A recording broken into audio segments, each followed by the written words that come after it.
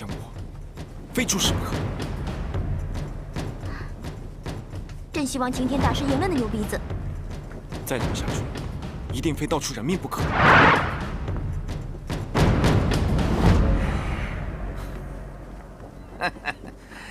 堂堂少林就这点能耐，哼！收拾你绰绰有余。啊！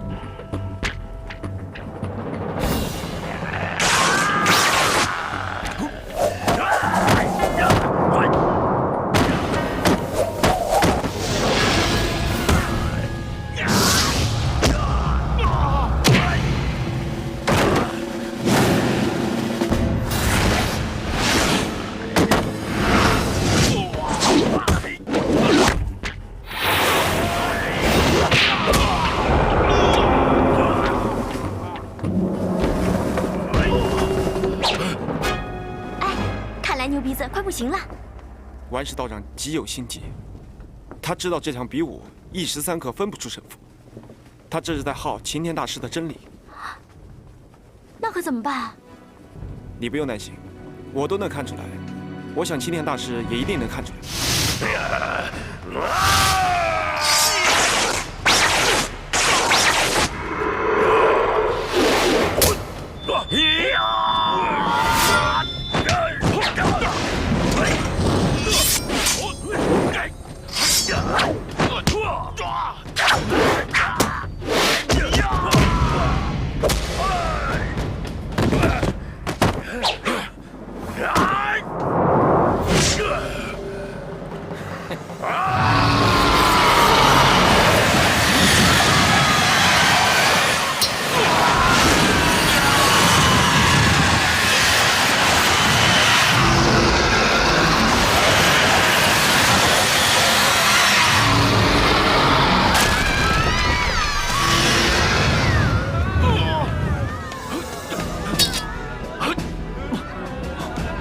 大师，点到为止，不可伤人。拿剑来！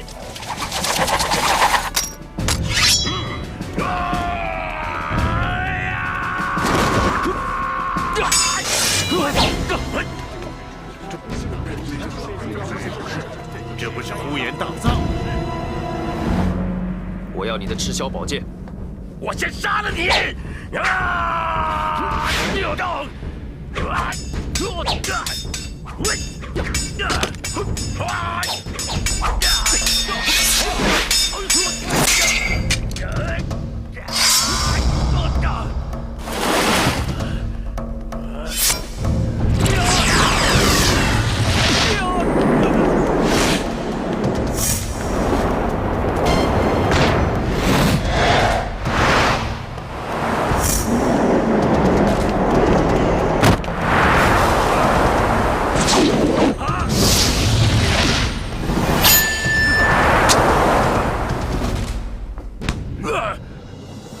你能破我的剑法？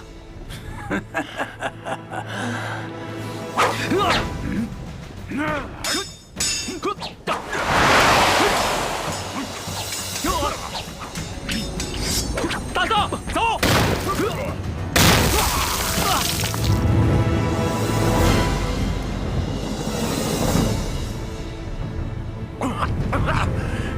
！3天以后就是你的死期！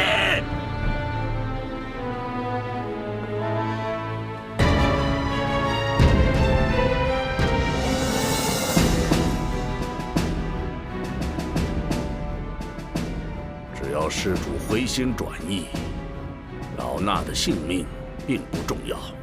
那倒也是，一个德高望重的老和尚，少林一派掌门，竟然将朋友的妻子一藏就是几10年，说不定他自己早就干了不少苟且之事。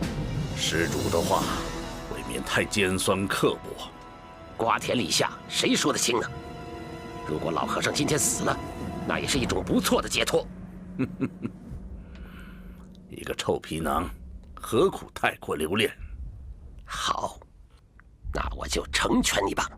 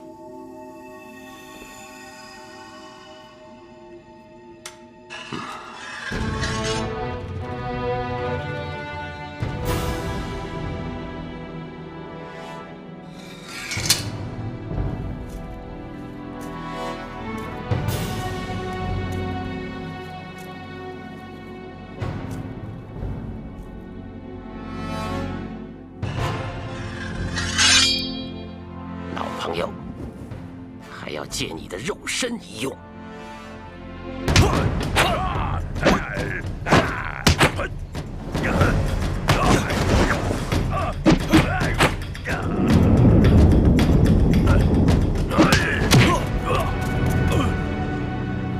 这是什么声音？怎么这么大威力？好像是从山上传下来的。不好！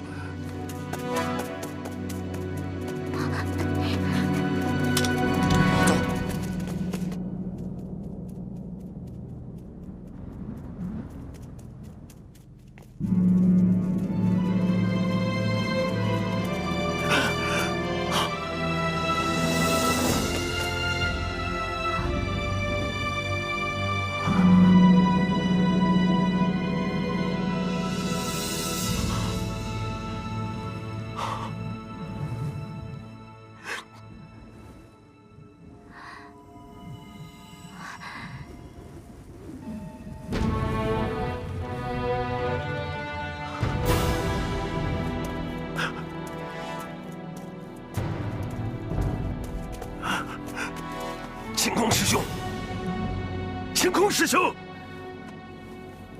晴空师兄，晴空师兄，晴空师兄。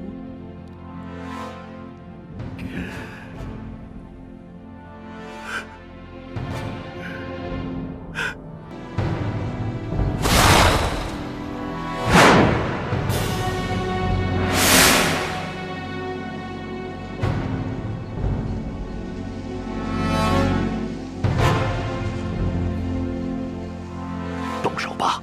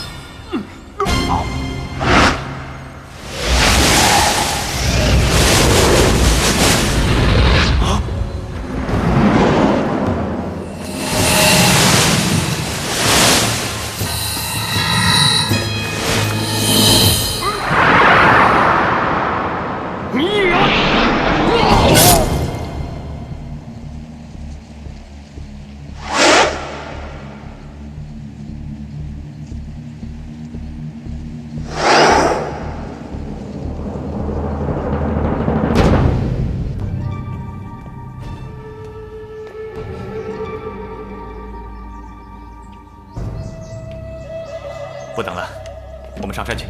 侯爷说的对，我们上山吧。可是道长不是要我们等他吗？如果我们现在走了，万一他回来怎么办呢？我叫春影留下来等他，我们会尽快回来。等一等，我和你们一起去。好，请。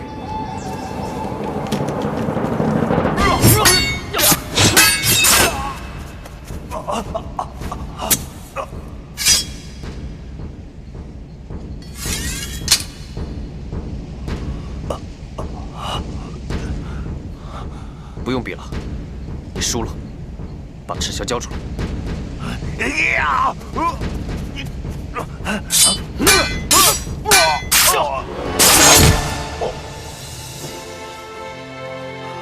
为什么？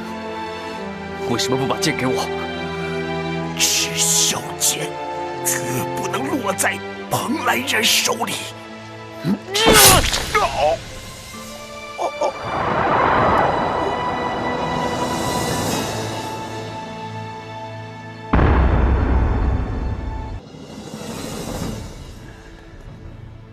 吉兄，发现什么了？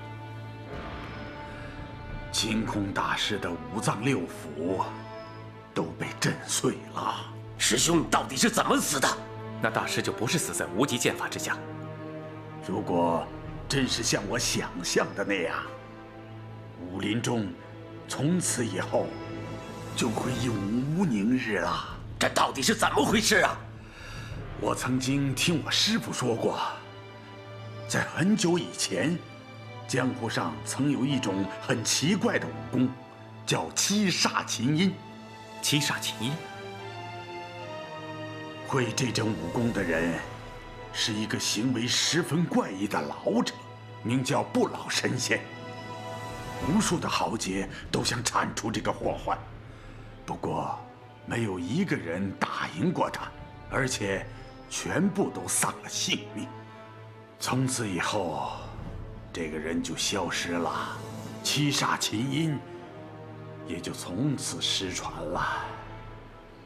那都是100多年前的事情了。原来这背后还真有人搞鬼啊！可是，到底谁有这么大的本事呢？一定是白水宫那个妖怪。白水宫？你刚才说那个不老神仙就是邪派的大魔头。我们今天的五行魔教，也就是所谓的白水圣母，他的武功十分怪异，就仗着这种武功，把邪派和魔教重新的整合在一起，来对抗我们中原武林。五行魔教，我少林绝不容你！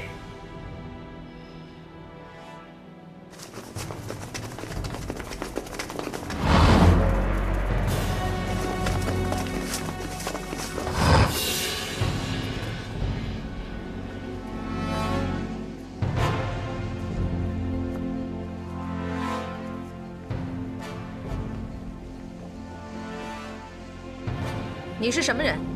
老衲少林擎天。原来是你！我听说你在武林大会上伤了武当的顽石道人。老衲一时冲动，和道长动手，实在是追悔莫及。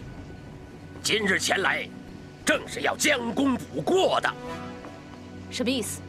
老衲今日是来要你的命的。顽石不该死，该死的是你。什么乱七八糟、莫名其妙的东西！老衲今日倒是要看看，是你的七煞琴音厉害，还是我的狮子吼更强？什么七煞琴音？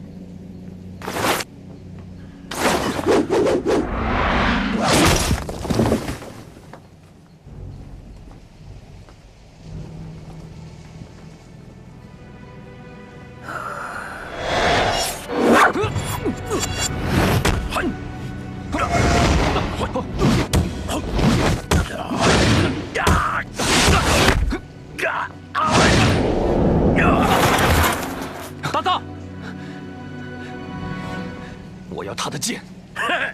来的正好，反正我也没耐性再等你3天了。呀！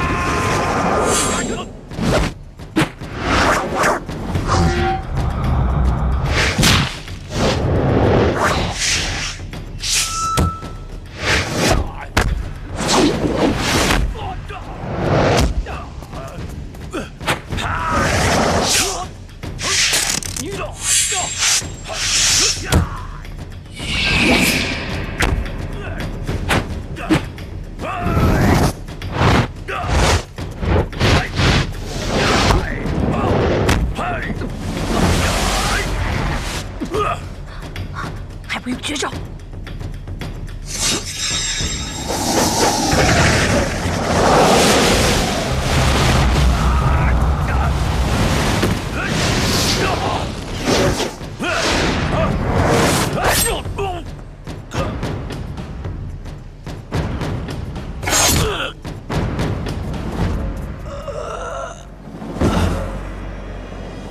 住手！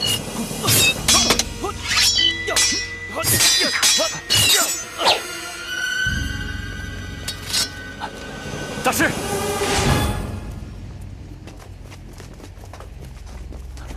大师，大师！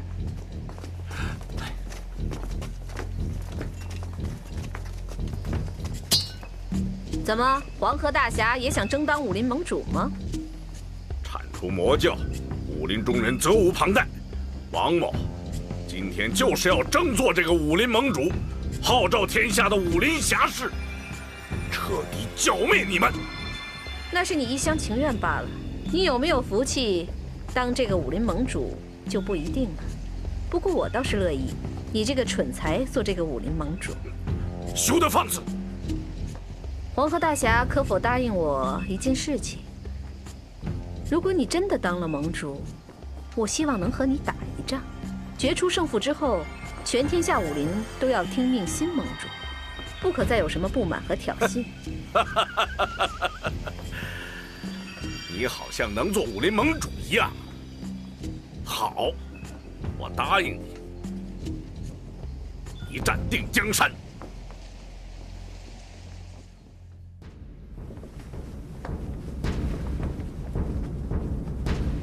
诸位武林同道，武林盟主的推选本来是我们中原武林的大事，五行魔教却来争夺盟主之位，难道我们能够拱手把盟主让给魔教吗？绝不让！绝不让！绝不让！绝不让！绝不让！原来我们是想通过比武来选举，可是魔教从中作梗，先是挑起武当和少林的误会，致使顽石道长身受重伤。今天擎天大师又被蓬莱人所害，他们现在已经围了白云观，要对我中原武林下毒手。我们在这里啊！我们在这里啊！我们在这里啊！我们在这里啊！我们在这里啊！我们在这里啊！我们在这里啊！对，我们是要跟他决战，但是不能像现在这样一盘散沙。现在我们已经没有时间来慢慢选举武林盟主了，我们更不能像以往那样一个个上擂台来较量。往年总会有不少高手受伤或丧命，我们需要每一份力量来对抗魔教。所以今天王某不才自荐出任武林盟主。如果有谁不服的话，可以上来挑战。武林盟主应该通过比武来选，怎么能自封呢？他算什么？凭什么他当武林盟主？这武还没比呢。非常时期，他也是迫不得已。王某也是希望在最短的时间里选出盟主来对抗魔教。不知大家意下如何？我反对。奉天，要不是我和擎天比武，怎么轮得上你做武林盟主？做武林盟主虽然不必出自名门，但至少不能跟邪教扯上瓜葛。这位王大侠的母亲，不但身为邪教中人，而且他的女儿还和那个呼延大藏有着扯不清的关系。没错，在下的母亲是魔教中人，我的女儿也因为一时糊涂，与魔教扯上了关系。珠儿，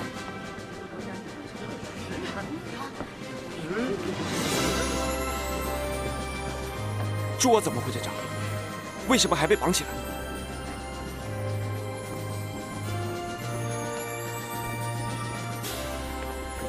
珠儿，你是我的女儿，我的亲骨肉，听我句劝，别再执迷不悟了。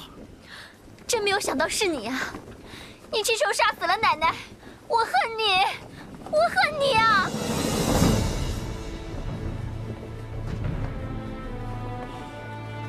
我今天要正告大家，我王颠为了武林正义，已经把我的母亲王大娘杀了。他带人暗闯白云观，杀了许多武当道士。为了武林正义，为了天下人的正义，我不得不这么做。古人尚可大义灭亲，难道我王颠还不如古人吗？今天，我就把我的女儿交给全天下的人，让大家看着发落吧！好，好，好，好，好，好，好，好，好，好，好，好，好，好。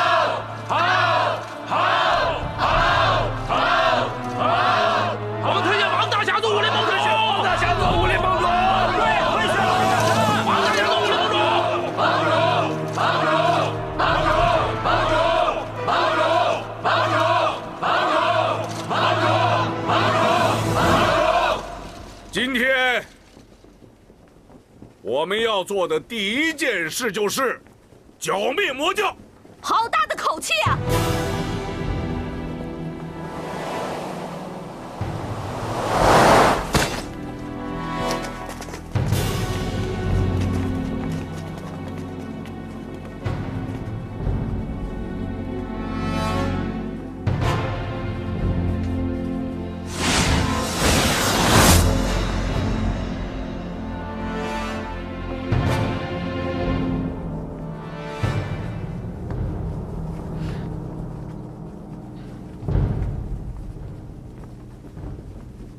你们设在外面的暗哨都被我拿下了。不过你们不用紧张，我不会对你们轻举妄动。在场的所有武林豪杰，没有一个怕死的。你既然来了，我就告诉你，没那么容易走。你们武林不是最讲规矩的吗？怎么，今天怎么就这么没规矩啊？我要是对你们动手，何必我自己亲自来呢？你到底想怎么样？我不想怎么样，我就是来看看，今天到底谁能当这个武林盟主。我看你王颠有没有这个能耐。现在我可以恭喜你，接下来我可要跟你动手了。也许这个盟主的位置，恐怕要换我做了。别做梦，这里没有你什么事。你休想做武林盟主。对，休想做武林盟主。要想当领袖，靠的是实力，光乱喊乱叫有什么用？怎么样，你们谁敢上来比试啊？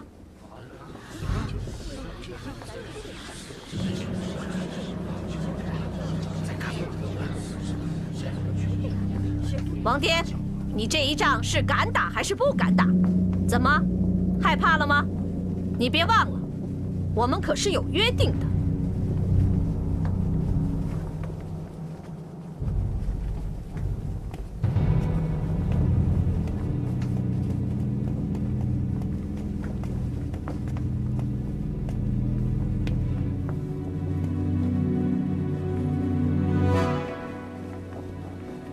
我和你比武，为了珠儿。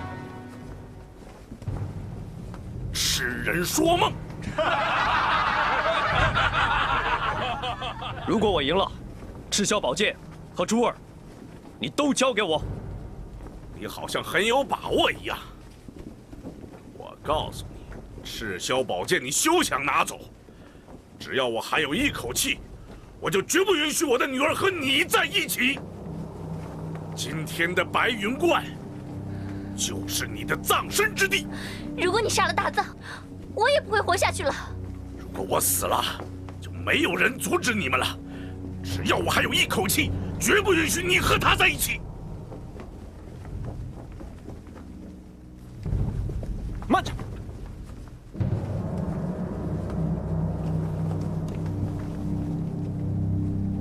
我跟你比试。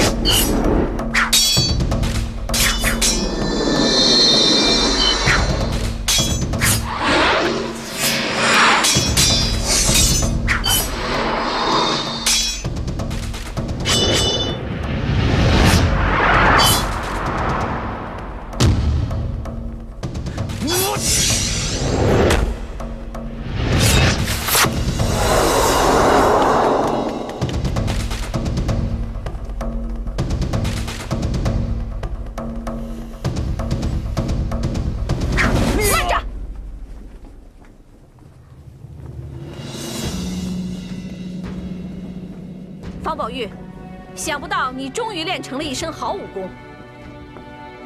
王颠，大藏是向你挑战，是为了夺得武林盟主的赤霄宝剑。可这个人有什么资格向大藏挑战呢？难道说打败了他，就等于打败了你，就能得到武林盟主和赤霄宝剑吗？这个蓬莱人杀了我们无数豪杰，这样的魔头，人人得而诛之。如果是比杀人，那好办，只要我一声令下，围山城的火魔神兄弟就会把这儿烧成灰烬。盟主，希望您能同意我和大藏比武。好，今天本盟主特准方宝玉与呼延大藏比武。王颠，这就算完了吗？这未免太荒唐了吧！我可以告诉你，呼延大藏是我的义子，他有权代表我出战。如果他输了，我会马上离开白云观，从此不再涉足中原武林。可这个人和你非亲非故，他凭什么？如果他赢了也就罢了，如果他输了，那你是不是再弄出个李宝玉、张宝玉来？难道我们就一直打下去？是不是要把在座所有的人都杀光，这才算完呢？如果真是这样，那还真不如我现在一声命令，让这所有的人全部死掉。方宝玉乃清平剑客白三空之后，出身名门，与我们王家也是渊源极深。今天，我就将小女许配给方宝玉，诸位英雄做个见证。你收了个蓬莱人做义子，有什么资格做武林盟主？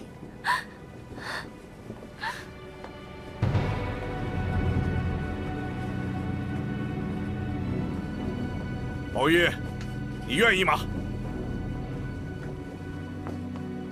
只要杀了呼延大藏，我什么都愿意。方宝玉，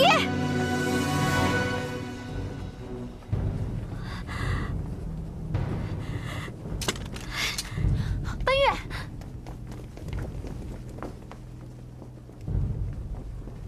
王颠，既然这样的话，那我们就选定后天比武。奉陪到底。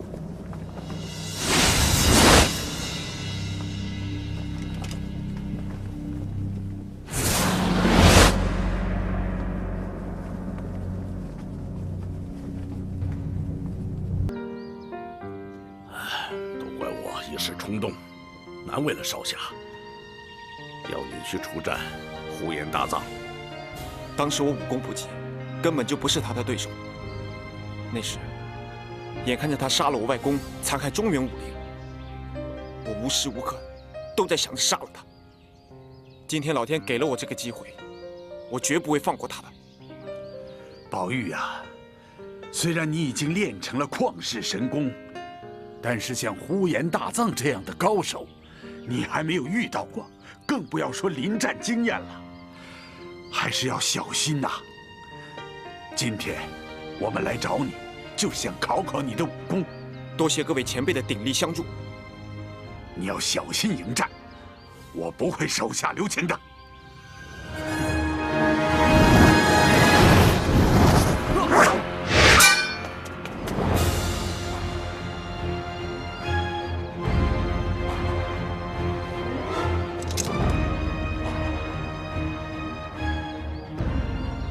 宝玉呀，今天我就用大藏的功夫来考考你。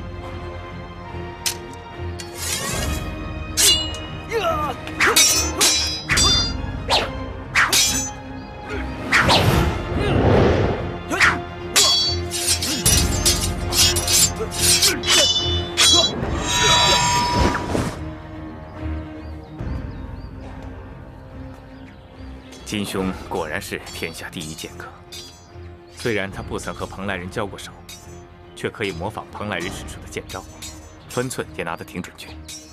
宝玉的功夫更是惊人，这孩子因为从小外公不准习武，从来就没有好好练过一点功夫。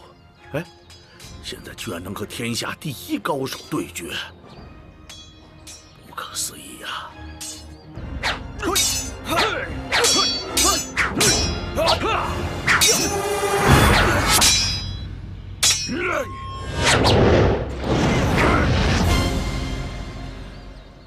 宝玉啊，你这样是绝对赢不了对方的。你现在手上只有这套君子剑法，在剑招上是绝对赢不了那呼延大藏的。那我应该怎么办？你现在完全用戒日神功来护体，这种方法虽然能够自保，却完全不能攻击对手。只有将戒日神功和君子剑糅合在一起，才能利用你内功的优势，来击败对手啊！我知道。啊，蓬莱人用的绝招叫做厌反，你可要小心呐！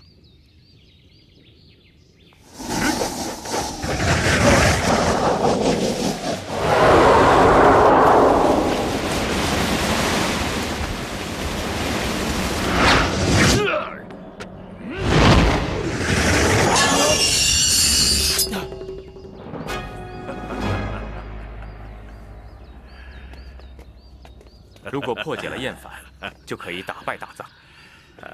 你要记住啊，一定将戒日神功和君子剑融汇到一起，才能够取胜啊！宝玉知道。有了宝玉的神功，就一定能让呼延大藏束手就擒。王大侠，有件事情，希望你一定答应我。啊，走，我们到里面去说。走。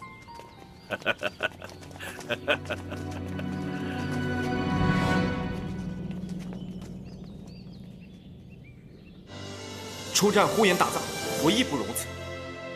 不过，我绝对不能娶珠儿为妻。少侠，我知道你心里有奔月，可是我在天下人面前已经把珠儿许配给了你，现在要收回，恐怕让天下人笑话。哎，其实呢，你应该考虑清楚，再将珠儿嫁给宝玉的。既然现在宝玉都不赞成了，不如就这样算了吧。哎，就算是父母之命，那宝玉的父母也还没有答应吗？宝玉最亲的人就是白三空了，在下和清平剑客那是几十年的交情，我想宝玉的婚事，我就做主了。我说王大侠呀，我们3个人里面，你是最没有资格做主的。这当年白三空临死的时候，曾经亲自修书一封，将方宝玉托付给紫衣侯。就凭这封信，紫衣侯就是方宝玉的父亲。在下将戒日神功传给了宝玉，那好歹我也算是他的师傅吧。你又算是什么呢？这天地君亲师，你是一个都不占，凭什么说嫁就嫁呀？要是让我说出来，你们3个得先发个誓，这个事儿不能让任何人知道。我们听着呢，你尽管说吧。在下这么做，完全是为了宝玉能够有把握战胜呼延大藏。我不明白。这个蓬莱人现在最在意的就是我那个宝贝女儿了。如果让宝玉和珠儿成亲，那个蓬莱人一定心智大乱。到了那天，宝玉你和他比武的时候，旁边站着珠儿，你们说呼延大藏他还怎么打？这招攻心为上确实是厉害。不要说宝玉已经将神功练成，就是没有练成，也有很大的机会在比武中占得上风啊！不管怎么样，我绝对不能娶珠儿为妻。所以，你们几个现在最重要的是不能让任何人知道这件事，否则的话，那就是前功尽弃了。至于婚礼嘛，还是要举行。宝玉，我答应你和奔月成亲。真的？不过，对外要称是和珠儿成亲。这招瞒天过海，如果要是成功了，呼延大葬，他是必死无疑呀！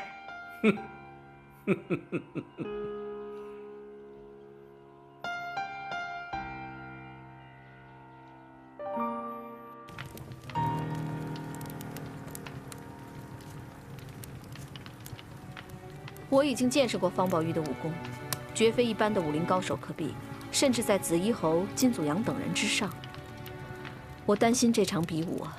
上次在白云观，他根本没什么武功，这次相遇完全不一样。难道他学了什么巫术？可能是因为他天赋秉异吧。小的时候，大家都认为他的骨骼和体质，天生就是练武的料。而且他又聪明异常，什么东西一学就会。后来又有了这段奇缘。 所以可能才有了现在这样的身手。你为什么那么了解他呢？哦，我之前曾经跟他交过手。那结果呢？你要想取胜，蛮拼是不行的，更别指望想在招式上取胜。如果想在招式上取胜的话，那我该怎么做？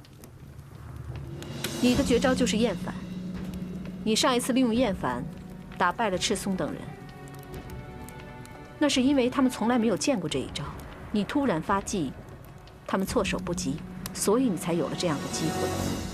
你的绝招就是厌反，你上一次利用厌反打败了赤松等人，那是因为他们从来没有见过这一招。你突然发技，他们措手不及，所以你才有了这样的机会。师父曾经跟我说过，厌反这绝招。 不到万不得已，不能使用。可是现在这个招式的突然性没有了，而你的内力，也不是方宝玉的对手。那我应该怎么办？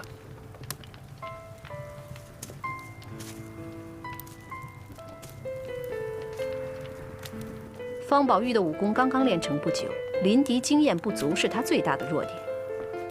所以我认为你应该利用自己的经验丰富，随机应变，争取主动，这样你才有机会。你有取胜的把握吗？我会尽力而为。一定要有必胜的信念才行。尽力而为是弱者的借口。不用担心，我的厌反没有人可以破解。可是你知不知道，今天金祖阳用你的厌反。 攻击了方宝玉，结果被他化解了。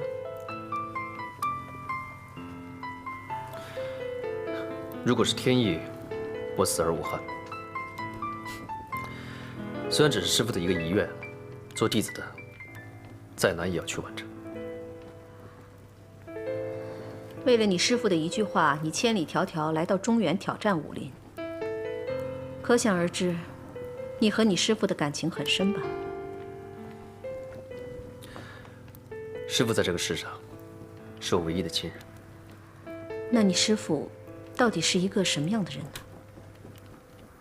蓬莱天界一流公孙良，在我很小的时候，我的衣服都是他缝的。你难道对你的身世不好奇吗？你不想知道自己的亲生父亲是谁吗？我问过师父，他说我爹是他的一位好朋友。 两个人都很喜欢剑。我父亲临终的时候，在中原把我托付给我师父。你说，你父亲也是一位剑客？是的。那你母亲呢？没有人见过她。师父说，认识我爹的时候，我母亲已经不在了。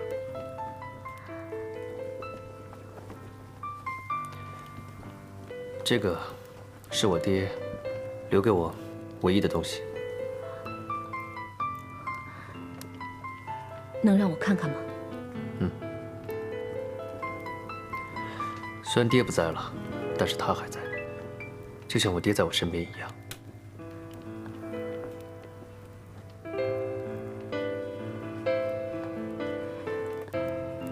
你师父说这个真是你父亲的？师父说的。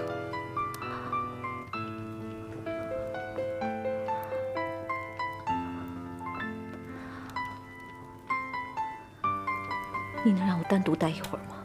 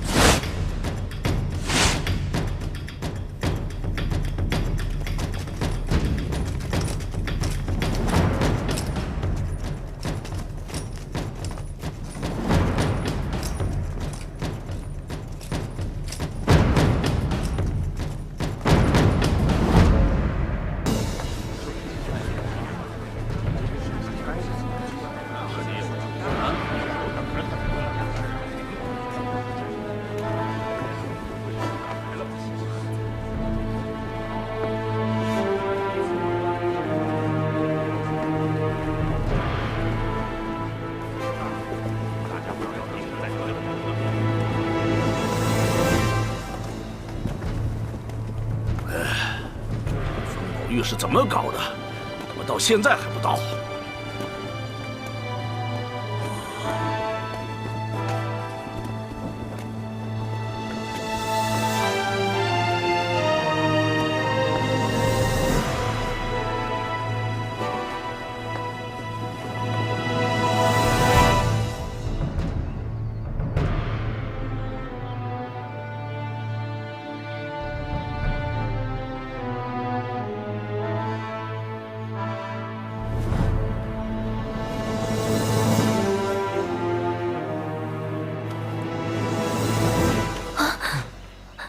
在这里，你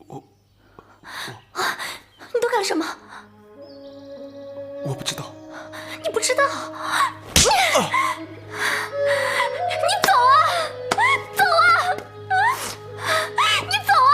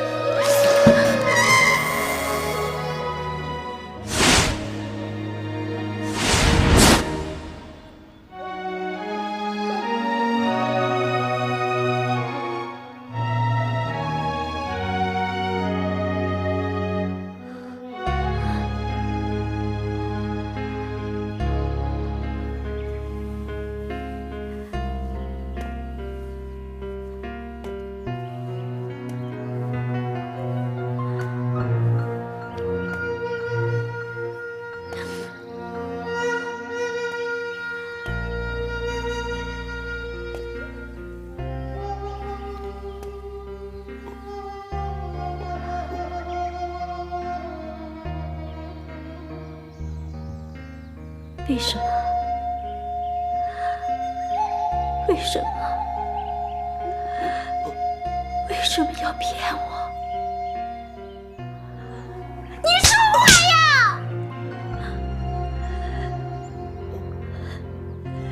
你说你要练剑，我担心，我害怕，我怕你死在大藏手上。可你为什么跑到他这儿来？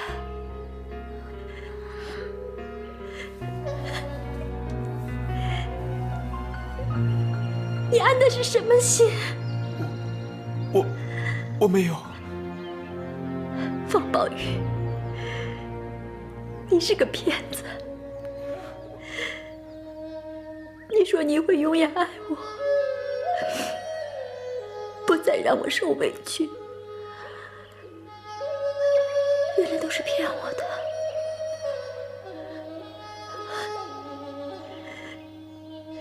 你是不是对他也说同样的话？那你为什么不去娶她，反而要来假惺惺的娶我？我没有，我不知道，我什么都不知道。我知道了，你还是忘不了你的青梅竹马。你后悔娶我了，你后悔了。不是这样的。方宝玉，今生今世，我都不想再见到你，我都不想再见到你。本月。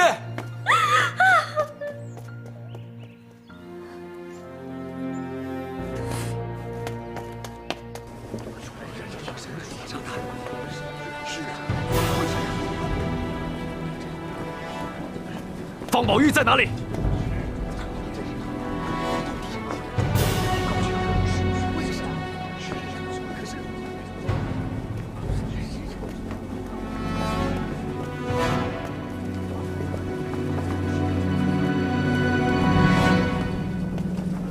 本月，本月，本月，你干什么？你杀了我！你杀了我呀！你杀了我！本月，你杀了我呀！本月，你冷静一点。走开！你去跟他享受洞房花烛夜。你不要来管我！不要来管我！珠儿，你和宝玉昨天晚上到底是怎么回事？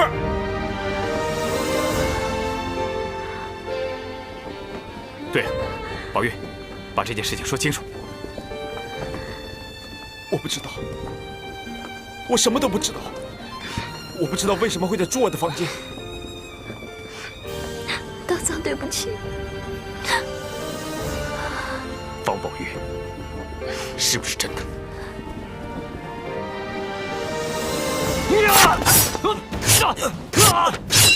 听我解释！不要！不要！不要！不要！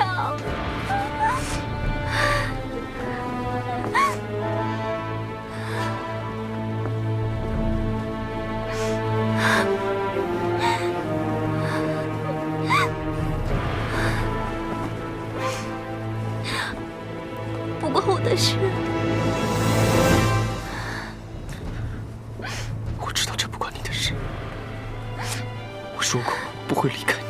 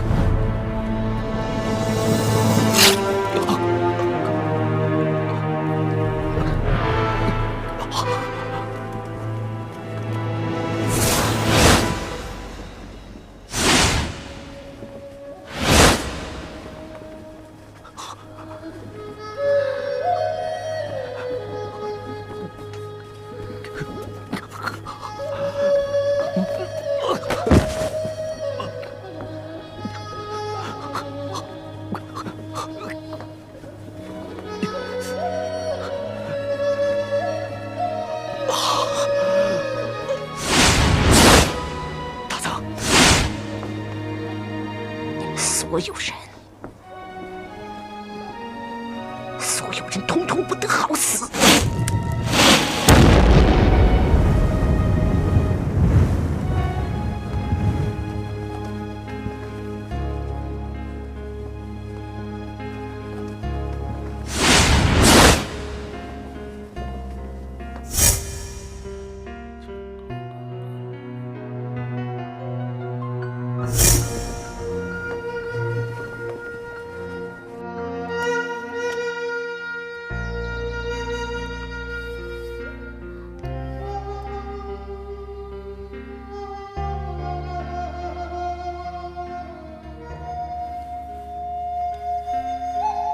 你们两个好好照顾他。是侯爷。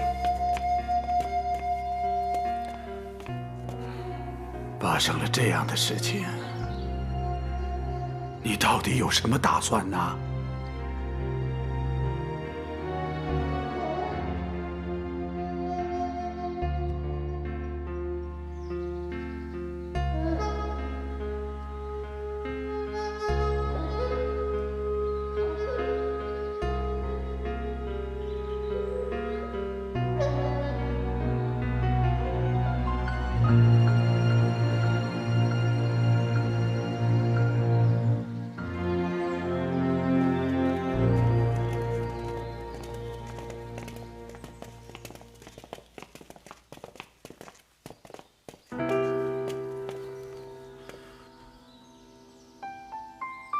为什么？你们说，这是为什么？怎么会变成这个样子？我到现在还没理出个头绪来。为什么洞房里的本月却会变成了珠儿？明明和我结婚的是本月，为什么我会在珠儿的房间里？是啊，这事儿就更奇怪了。哎，宝玉，你再好好想想，昨天晚上我什么也想不起来。为什么会发生这样的事情？而且珠儿为什么会变成这样？他为什么要杀大藏？他不是一直都爱着大藏吗？难道说他听了我的话，他后悔了？他不再爱他了？几位，依我看来，珠儿好像是被人下了毒，才会杀大藏的。侯爷，何以见得？珠儿走入广场的时候，双目朦胧，目光凶狠。诸位行走江湖多年，想必也都知道，这种症状就是中蛊之象。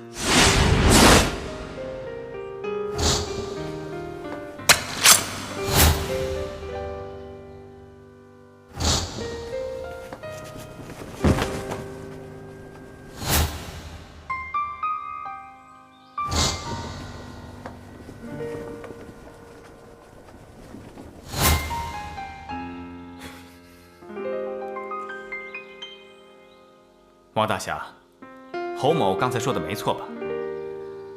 侯爷，你这话是什么意思？若想人不知，除非己莫为呀。金大侠，听你这话的意思，是我王某往自己的女儿身上下毒了？王大侠，明人不做暗事。紫衣侯、金祖阳，你们在这里说话一定要注意一点。王大侠作为武林盟主，怎么会做出这种事呢？邪派人物惯用下蛊伎俩，总是和我们中原正教作对。再说了，王大侠在江湖上做人正派，办事有道理。你们这无端端的指责，是不是也太过分了？对，这种事情最好拿出证据来。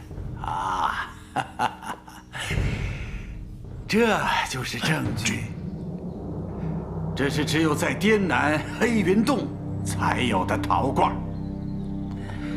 这是他们在攻打我酒池肉林时，我装毒虫用的陶片。当年，他们也是为了夺取一批巨宝，曾来找我金某的麻烦。一场厮杀是尸横遍野，到如今，在川南的丛林里还躺着无数的白骨。他们就是被我们下了蛊，自相残杀而死的。哼，这就是证据。明眼人一看就知道发生什么事了。是不是你？是不是你对珠儿下了蛊？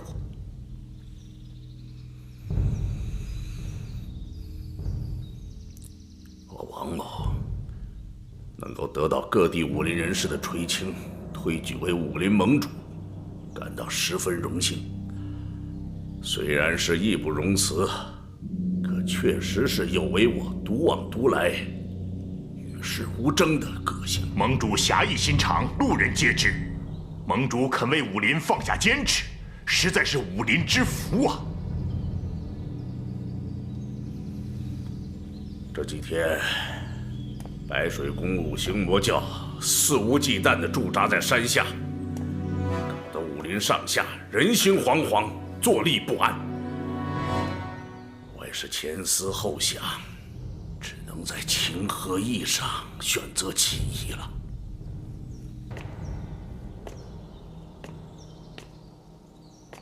所以你利用了珠儿，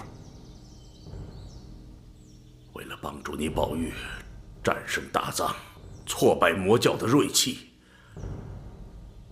我往珠儿身上施了蛊，刀上喂了毒，就是想让他一刀毙命。而大藏伤不了珠儿。你为什么要这样做？我这样做是为了天下武林的安危。别说是牺牲一个珠儿，就是搭上我这条命也在所不惜。哎呀，这就是人们常说的“我不入地狱，谁入地狱”嘛。黄河狂侠，身为武林盟主，竟然会做出这种不道德的事情，有失盟主的身份。这事我做错了吗？跟那些邪魔歪道还讲什么仁义呀？那呼延大藏杀了我们中原多少人呢？那些魔教又害了我们多少豪杰？他们讲仁义了吗？没错，我是往女儿身上施了蛊，那就是因为我知道这是下三滥的伎俩，我不忍心往别人身上使。你们以为我给自己女儿施蛊，眼看着自己的骨肉受苦，我心里好受啊！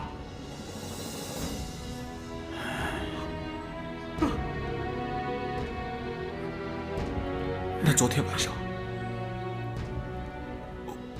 我和珠儿的糊涂账，也是你的幕后操控。我做这事对我有什么好处吗？对于昨天晚上的事情，我和侯爷也是想不通啊。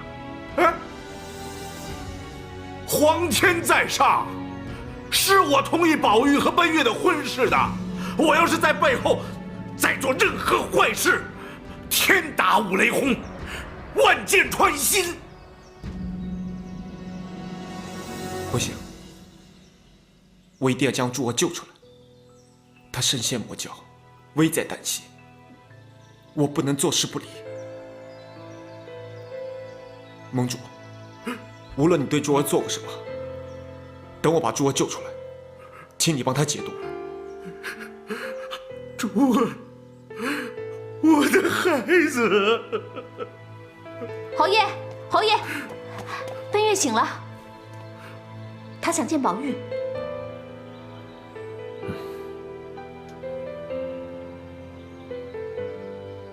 你要去哪儿？你要去哪儿啊？有什么话等侯爷回来再说，好不好啊？听话。你放开我，奔月，你听话。我不想留在这儿。我要走。哎，奔月，奔月！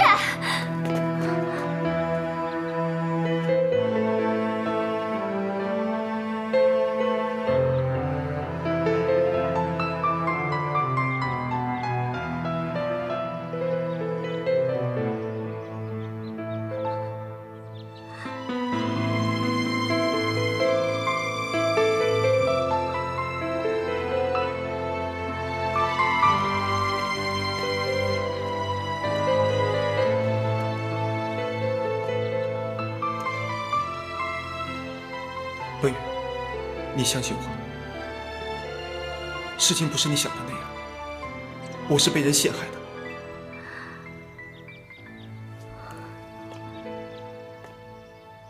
被人陷害？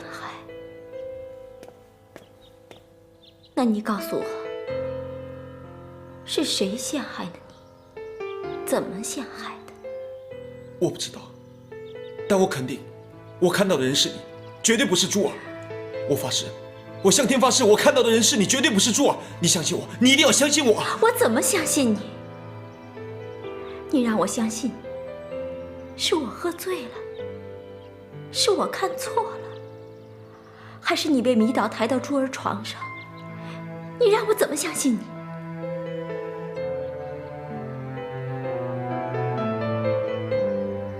我知道，我是跳进黄河也洗不清了。等我把珠儿救出来，再当面向你解释。到了这个时候，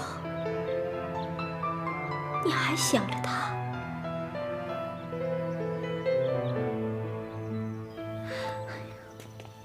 啊，侯爷，温月，珠儿现在身中蛊毒，落入魔教手中，我不能见死不救。那好，我问你，你爱我吗？我当然爱你，天地为证，日月为鉴。好，既然你爱我，我们现在就走，走得远远的，什么都不要，什么都不理，现在就走。没有仇杀，没有江湖，没有珠儿，没有任何人。温月，你冷静一点，这个时候我不能一走了之。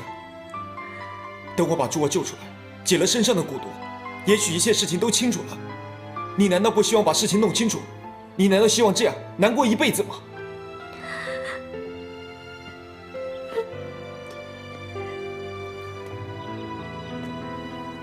温月，宝玉说的没有错，你要冷静点。我怎么冷静？事情发生在我的身上，你让我怎么冷静？救珠儿我同意，可为什么一定是他？你不也是大侠吗？你为什么不去？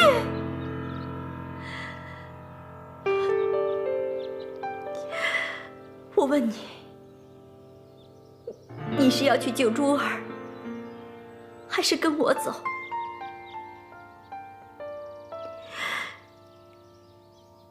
你如果去救他，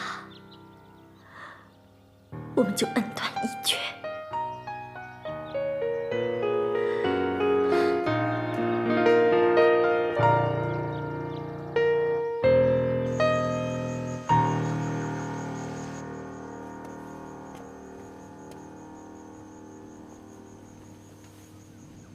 刀上有毒，而且已经开始蔓延，若不尽早医治，可能性命不保。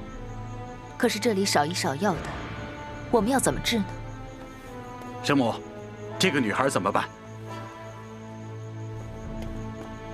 圣母，去死吧！大藏，大藏呢？大藏不是跟宝玉去决斗了吗？大藏他，大藏是不是发生什么事了？大藏发生了什么事你不知道吗？啊！你刚才对他做了什么？你不知道吗？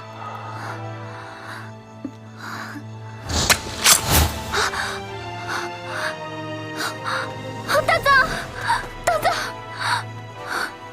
我怎么会忍心刺你一刀呢？你快点起来啊！你不要和我开玩笑了，快起来！快点起来啊！珠儿，你怎么会对大藏下这么狠的毒手呢？我不记得了，我控制不了自己，我都不知道发生了什么事情。大藏，他中了蛊毒，可能被别人利用了。蛊毒？多半是白云观的人干的。他们知道方宝玉打不过大藏，所以就派珠儿来刺杀大藏。中了蛊毒的人，行为和思想完全被别人控制，自己什么也不知道，就好像一个完全听命于人的木偶。所以失去记忆的事情常常会发生。我看珠儿已经完全忘记发生的一切。这些卑鄙小人，无耻之徒！这笔账，白水宫一定会跟他们算清楚。圣母，属下以为我们应该大举攻山，把所谓的名门正派一网打尽。就凭我们现在的力量，完全可以消灭他们。到时候，我们五行神教称霸武林，就可以成功了。千万不可！现在是我们受创，而且已经选出了武林盟主。抛开武林各派不讲，单说是金祖阳和紫衣侯，就够我们对付的了。白云观虽然有很多高手，但是和我们训练有素的队伍比起来，相差很远。我们不和他们单打独斗，只要调度有方，我们就可以把他们全部歼灭。这不可能。如果没有选出武林盟主还好说，但是现在情况不一样了。他们有了统一的号令，就更难对付了。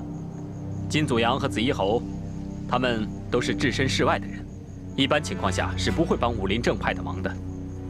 如果我们攻得紧，那就很难讲了。而且，现在大藏身负重伤，我看还是先退吧。好，就照木狼说的办。你们马上准备撤回白水宫。圣母，此刻正是剿灭少林和武当的好机会，我们不能因为这一个人而改变我们的全盘计划。你如此鲁莽，我们如何能成功呢？这个蓬莱人身中剧毒，已经无药可救。他一个人的性命可以不要，但是我们五行神教称霸武林的大势不能改变。你说什么？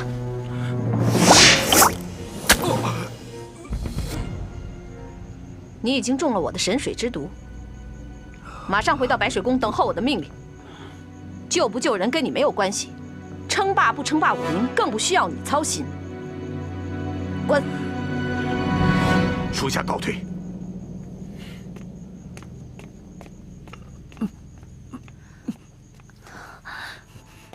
大藏，大藏，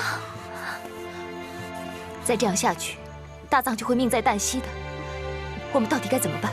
现在当务之急是赶快离开这儿，找个落脚的地方。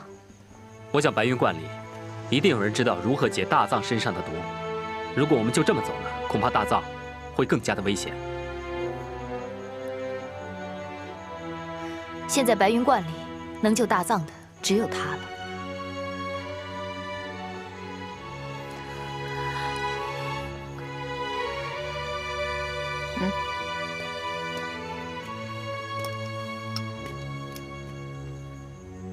把这个给他，他就会明白的。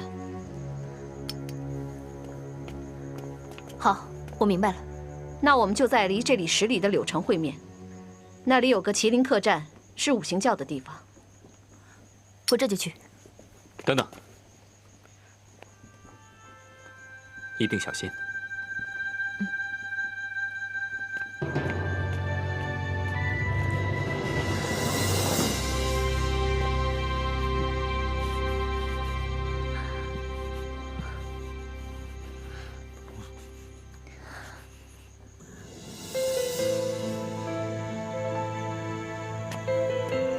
夏晨，侯爷，奔月怎么样了？小点声，他睡着了。我们等金大侠一到，就可以马上离开了。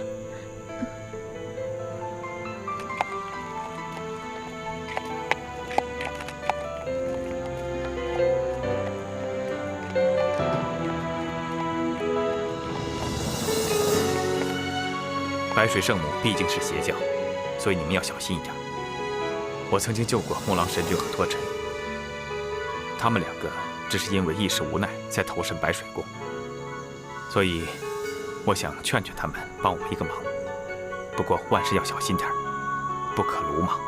是，不过我怕一时难以发现他们的行踪。其实那个地方很接近他们的营地，也是擎天大师和大藏交手的地方。你朝着那个方向去的话，应该没有问题。宝玉啊，你虽然武功高强，但终究涉世未深，遇事可需要小心呐。宝玉知道。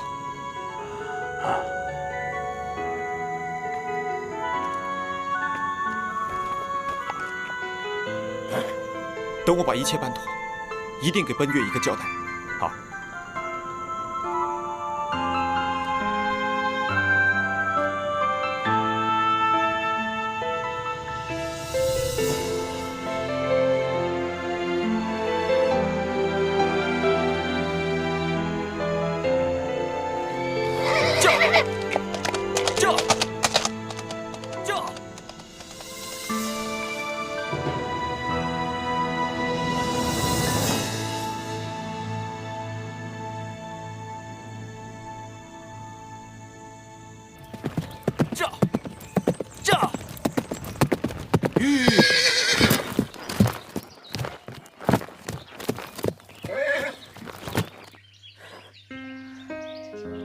脱尘，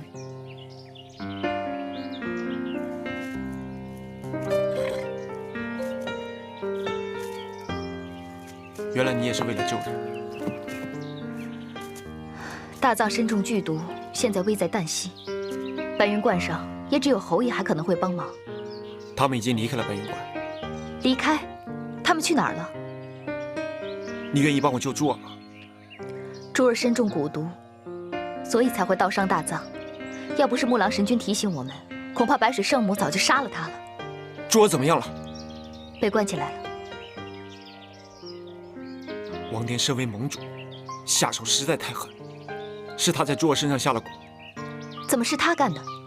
他用的蛊毒，金大侠和侯爷都曾见过，但一切发生的太快，他们根本没法阻拦。这是什么样的父亲？怎么会对自己女儿下这种毒手呢？侯爷说过了，你和木狼神君都是迫不得已才加入了白水宫。我希望你帮我救珠儿。其实相处久了，你会发现白水圣母这个人并不坏。今天既然是这样的局面，你要救珠儿，我要救大藏，不如我们来做个交换。怎么交换？我告诉你白水圣母和珠儿的下落，你告诉我紫衣侯在哪里。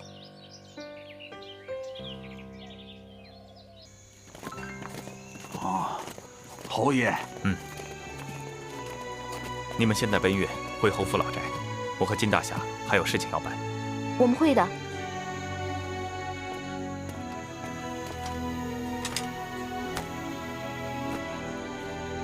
路上小心。我们知道了。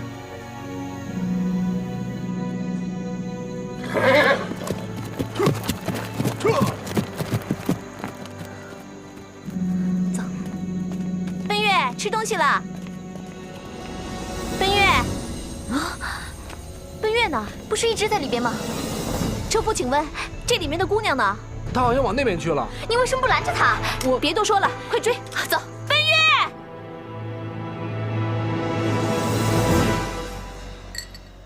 你怎么老是不听我的劝告呢？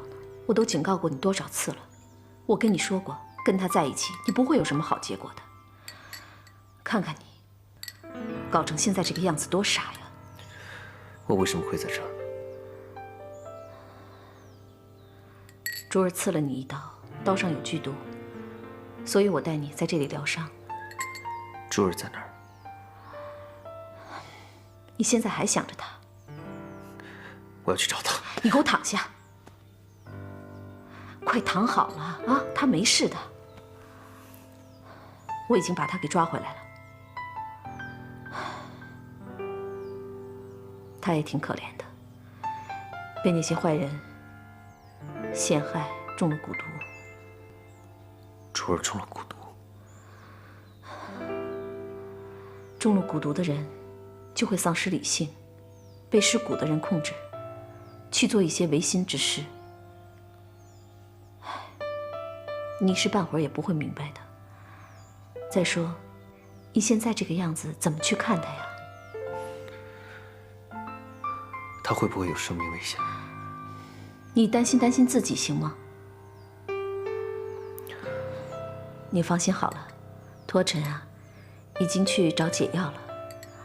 我相信他一定会有办法的。这麒麟客栈是我们五行教的客栈，你在这里会比较安全。我带你在这儿待几天，然后再回去。为什么要在这里？这麒麟客栈呀，它地处在柳城比较偏僻的角落，在这里养伤比较合适。在这个不远的地方有一处望崖，风景特别好。我要是没事的时候，我都来这儿小住几日，来欣赏欣赏这里的风景。你是怕我的伤受不了路上的颠簸？我的伤真的很严重吗？没有，你不用担心。大藏，你放心，这柳城大大小小药不中的灵药，我一定都会给你买回来的。不会有事的，你一定不会有事的。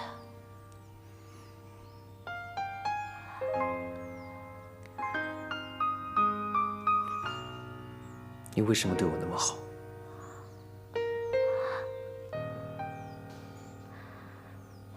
你先休息一下，我等会儿再来看你。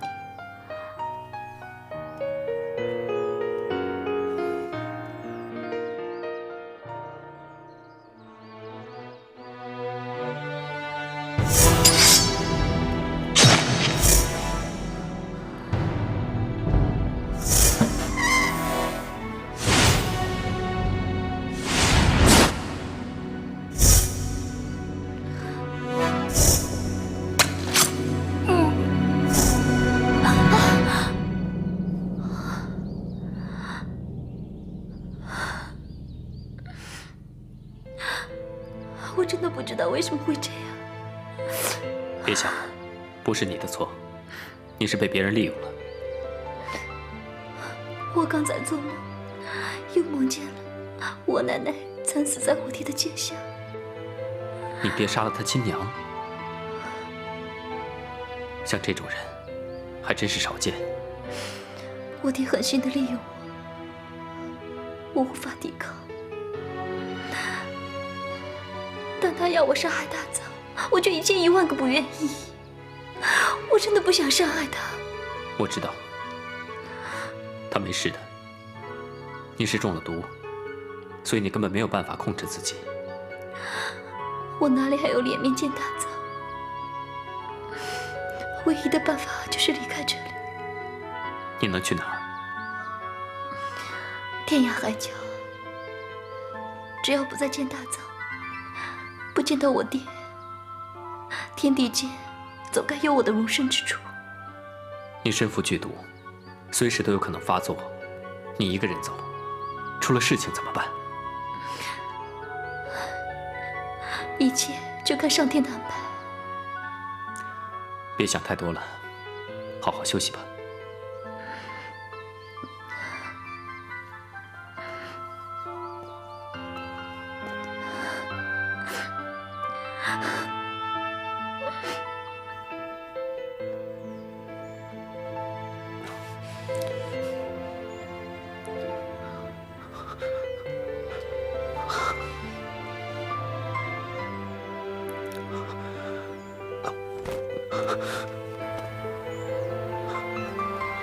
哎，大藏，你要去哪里？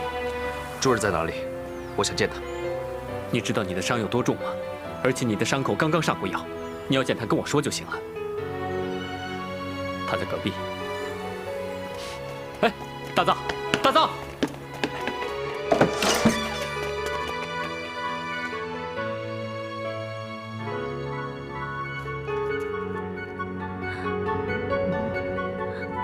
为什么？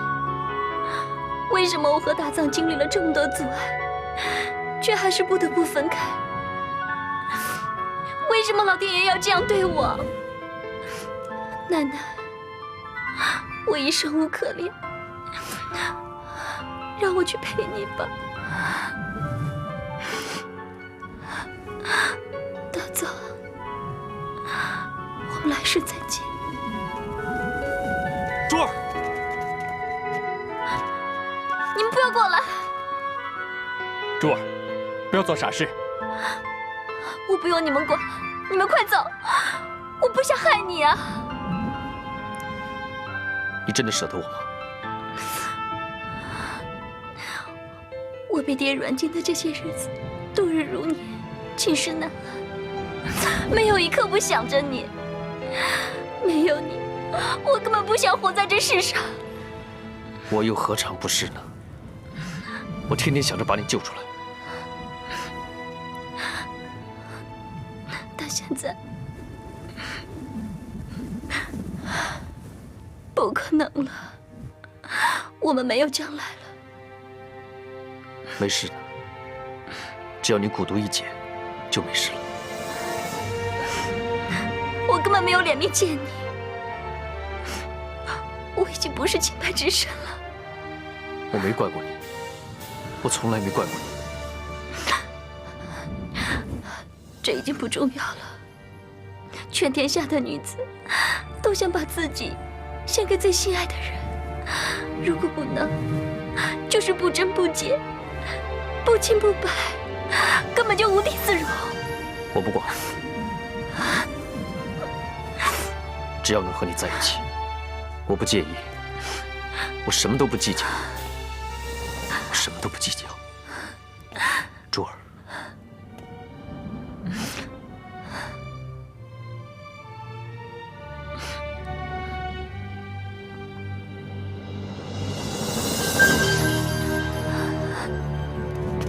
不要！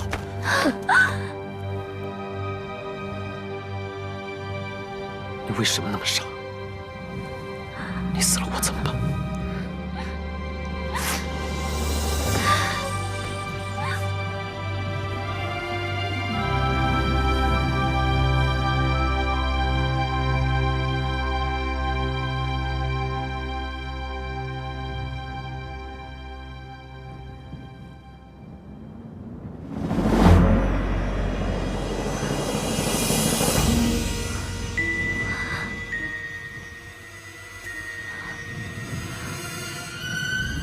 对不起，我们分开吧。